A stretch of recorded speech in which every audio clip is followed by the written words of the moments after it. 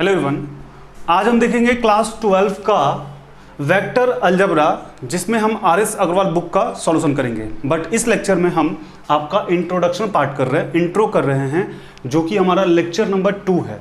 और इसके पहले हमने लेक्चर नंबर 1 किया हुआ है, जिसका लिंक हमारे डिस्क्रिप्शन बॉक्स में अवेलेबल है, या फिर उसका नया प्लेलिस्ट वेक्टर अलजेब्रा के नाम से बना हुआ है, जिसको आप जाके प्लेलिस्ट के थ्रू देख सकते हैं। लेक्चर 1 में हमने सदिश और अदिश यानी स्केलर एंड वेक्टर दोनों को समझाया हुआ है। इससे पहले भी बेसिक जो बातें हैं उसको हमने समझाया हुआ है, और हिंदी और इंग्लिश दोनों में लिखा हुआ है। स्केलर किसे कहते हैं, स्केलर में कौन कौन से आपके जो यूनिट हैं वो आते हैं, वेक्टर में कौन कौन से आते हैं, सारे को हमने बाय ट्रिक उसमें दिया हुआ है, जिसको आप जाके देख सकते हैं प्लेलिस्ट के थ्रू। तो स्टार्ट करते हैं इस वीडियो को।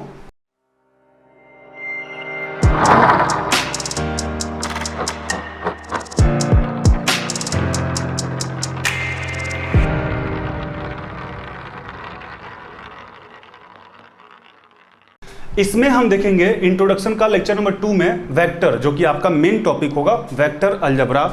यहाँ पे वेक्टर कहते किसे हैं, वेक्टर का हिंदी होता है सदिश। इसमें लिखा हुआ this quantity which have magnitude as well as direction and of a triangle law is known as vector.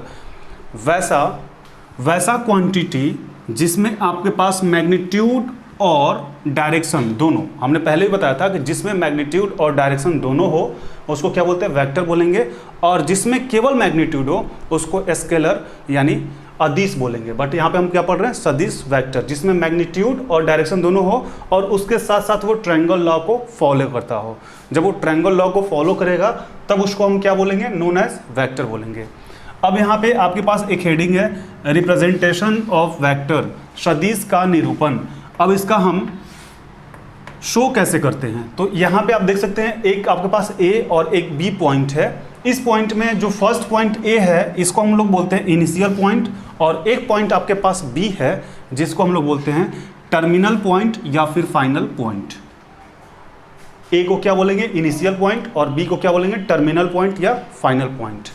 अब यहाँ पे एक और यहाँ पे नीचे हम शो किए हुए हैं, यहाँ पे आपके पास ए और बी पॉइंट है। ए पॉइंट के पास आप देख सकते हैं कोई भी तीर होता है तो वो कुछ इस टाइप से होता है, इसको हम लोग बोलेंगे हेड। यहाँ पे हेड जो है आपका बी है, और इसको हम लोग क्या बोलेंगे, ए को टेल बोलेंगे, पूंछ। हेड मतलब सिर बोल सकते हैं और टेल मतलब पूंछ। तो ए जो है इसका लास्ट पॉइंट है और बी जो है इसका हेड पॉइंट है, यानी शुरू का पॉइंट है। अब यहाँ पे आपके पास एक और टॉपिक है, मैग्नीट्यूड ऑफ वेक्टर।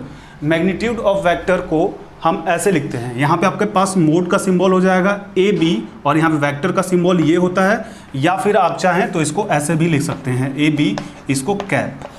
ये भी आपका सिंबल है, किसी किसी बुक में आपके पास ये दिया रहेगा या फिर किसी किसी बुक में आपके पास ये दिया रहेगा, तो आप दोनों तरीके से लिख सकते हैं। यहाँ पे क्या करेंगे, मोड का सिंबल लगा के ए बी वेक्टर का सिंबल, और फिर यहाँ पे मैग्नीट्यूड, या फिर इसको ऐसे भी लिख सकते हैं, ए वेक्टर का सिंबल और मोड का साइन। तो इतने पार्ट को आप पहले एक बार नोट डाउन कर लें। अब हम देखेंगे आपके सामने नेक्स्ट जो टॉपिक है, टाइप्स ऑफ वेक्टर। तो टाइप्स ऑफ वेक्टर देखेंगे, यानी सदिश के प्रकार, इसके कितने टाइप्स होते हैं वो देखेंगे। फर्स्ट आपके पास है जीरो वेक्टर। जीरो वेक्टर को हिंदी में हम शून्य सदिश भी बोलते हैं, जीरो वेक्टर को शून्य सदिश भी बोलते हैं। इसका डिफिनेशन है, a vector whose initial and terminal point coincident some, जिसका हिंदी होता है संपाती, इज कॉल्ड जीरो वेक्टर। तो जिसमें आपका इनिशियल जो पॉइंट है और आपका टर्मिनल यानी जो फाइनल पॉइंट है वो आपका क्या हो जाए, संपाती हो जाए, उस कंडीशन में उसको क्या बोलेंगे, zero vector. It is also called, इसको हम लोग नल वेक्टर भी बोलते हैं, it is called null vector. और इसको डिनोट कैसे करते हैं, इट्स डिनोट बाय ओ पे जीरो, जीरो पे ये वेक्टर का जो सिंबल आप लगा देंगे तो ये आपका नल सेट हो जाएगा, नल वेक्टर हो जाएगा।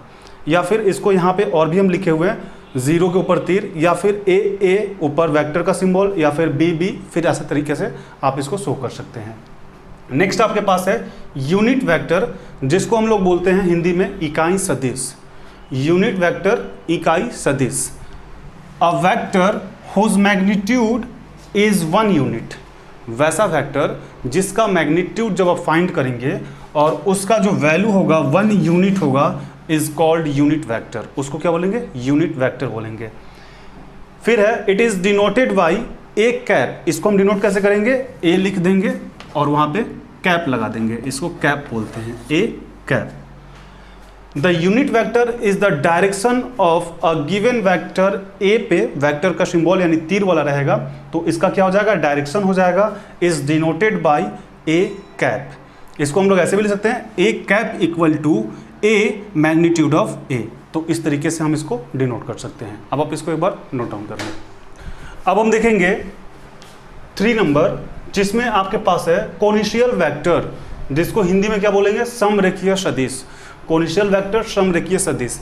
यहाँ पे 2 या more vectors having same initial point are called coinitial vector. यानी देखिए यहाँ पे इनिशियल जो पॉइंट है आपका, यदि यहाँ पे इनिशियल पॉइंट आप ओ लेते हैं तो एक ही इनिशियल पॉइंट है, बट इसमें दो या दो से ज़्यादा वेक्टर है। एक ए वेक्टर यहाँ पे हो गया, वी वेक्टर, सी, डी, और इसका इनिशियल पॉइंट क्या है, एक ही है। तो एक ही पॉइंट से 2 या 2 से ज़्यादा जब वेक्टर निकले उसको क्या बोलेंगे, कोइनिशियल वेक्टर। 2 या more vectors having same initial point are called coinitial vector. अब हम देखेंगे नंबर 4, जिसमें आपके पास है कोलिनियर वेक्टर, जिसका हिंदी होता है समतलीय सदिश। यानी 2 या more vector are said to be collinear if they parallel to the same line irrespective of their magnitude and direction।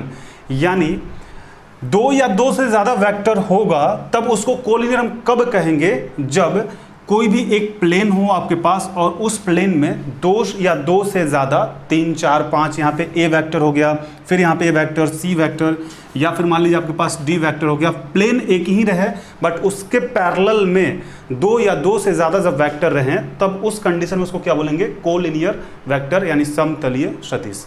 तो इतने पार्ट तक आप एक बार नोट डाउन कर लो। अब हम देखेंगे 5 नंबर जो आपके पास टाइप्स है वेक्टर का, इसमें बोला जा रहा है इक्वल वेक्टर, जिसका हिंदी होगा समान सदिश। इक्वल वेक्टर, समान सदिश।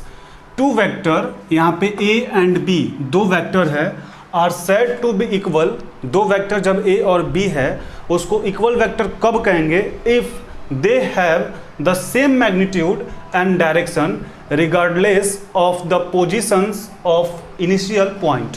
यानी ए और बी आपके पास जब 2 वेक्टर हैं और उसका जो मैग्नीट्यूड और डायरेक्शन यदि सेम है, मैग्नीट्यूड एंड डायरेक्शन यदि आपका सेम है, उसका पोजीशन सेम है, तब उस कंडीशन में उसको क्या बोलेंगे कि ये जो हमारा वेक्टर है ये क्या है, इक्वल है। तो यहाँ पे आप देख सकते हैं एग्जांपल हम दिए हैं, ए और बी 2 वेक्टर लिए हैं, इसका डायरेक्शन आप देख सकते हैं सेम है और इसका जो मैग्नीट्यूड है होगा वो भी सेम होगा, यानी a vector A equal to vector B. Next देखेंगे हम निगेटिव वेक्टर, जिसका हिंदी होगा ऋणात्मक सदिश। यहाँ पे लिखा हुआ 2 वेक्टर ए एंड बी, इसमें भी 2 वेक्टर है आपके पास, ए और B are said to negative if they have same magnitude but their direction is opposite. इसमें और इसमें यदि आप रिलेट करें तब यहाँ पे आपका सेम मैग्नीट्यूड था और डायरेक्शन भी सेम था, बट यहाँ पे मैग्नीट्यूड आपका सेम होगा लेकिन उसका जो डायरेक्शन है अपोजिट होगा। तो इक्वल कब कहेंगे, जब आपका मैग्नीट्यूड और डायरेक्शन सेम हो तब इक्वल कहेंगे। और उसका निगेटिव वेक्टर कब बोलेंगे, जब मैग्नीट्यूड सेम रहेगा बट उसका जो डायरेक्शन होगा अपोजिट होगा, तो उस कंडीशन में क्या बोलेंगे, निगेटिव वेक्टर। यहाँ पे एग्जांपल दे रखे हैं, ए यहाँ पे वेक्टर है जिसका डायरेक्शन आप देख सकते हैं यहाँ है, और एक एग्जांपल ले रखे हैं बी वेक्टर जिसका जो डायरेक्शन है वो इस साइड है, अपोजिट है, उल्टा है। तो इसको हम ऐसे भी लिख सकते हैं कि vector A equal to minus vector B, या फिर B A equal to minus A B, ऐसे भी इसको हम शो कर सकते हैं। तो यहाँ तक आप एक बार पहले नोट डाउन कर लें।